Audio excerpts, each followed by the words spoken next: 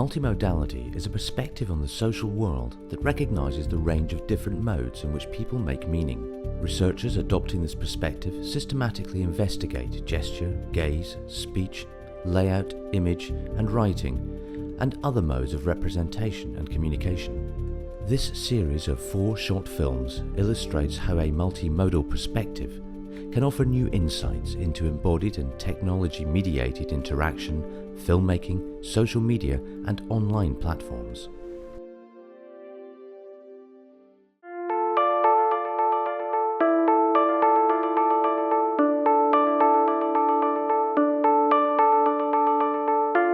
So what you do in this approach is you actually build collections of instances of interaction that illustrate a particular phenomenon once you've identified. It's a microanalytic approach to studying naturally occurring social interaction, which takes its roots from conversation analysis.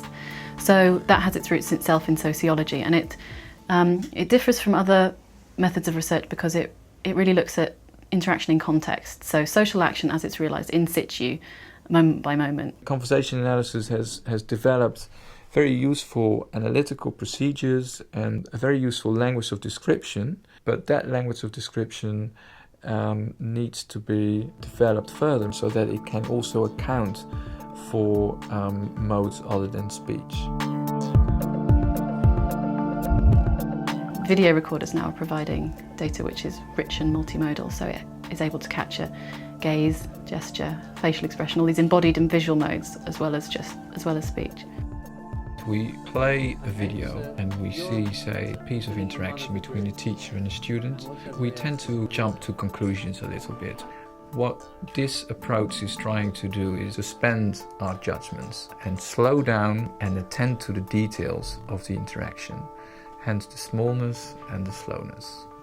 What Fred Erickson says is you're looking for noticings. You just want to ask yourself, what am I noticing here? And then why does it strike me? Why does that draw my attention? The ultimate aim is to work out how social interaction is organized at this micro level. Hence, transcription as an important tool for showing how interactions unfold.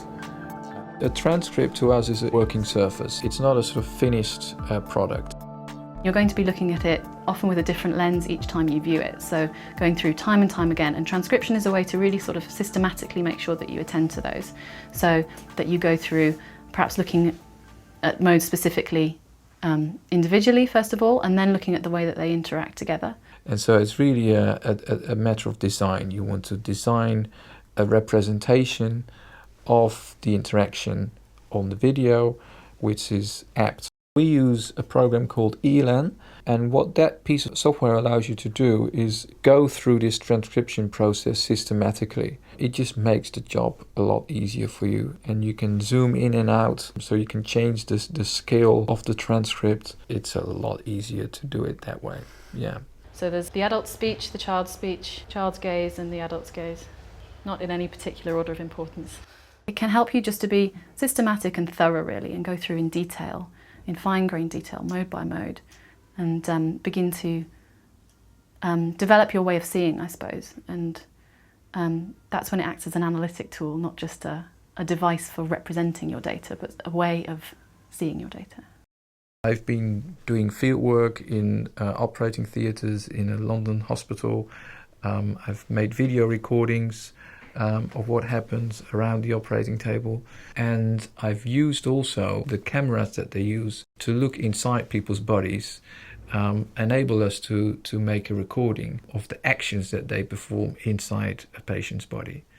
And one of the things that I've been trying to do is look at how trainees get supervised. Now, how do they ensure patient safety in that learning context? That was the question that we were trying to address. And this kind of micro-analysis enabled us to visualize exactly how the trainer manages to control the movements of the trainee.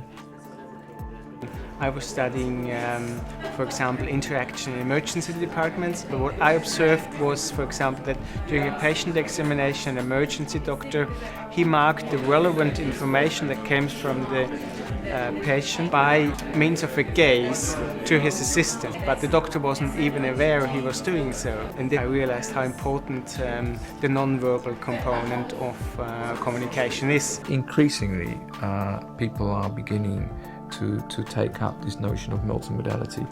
And looking beyond language means that you expand the potential range of social activity that you can look at.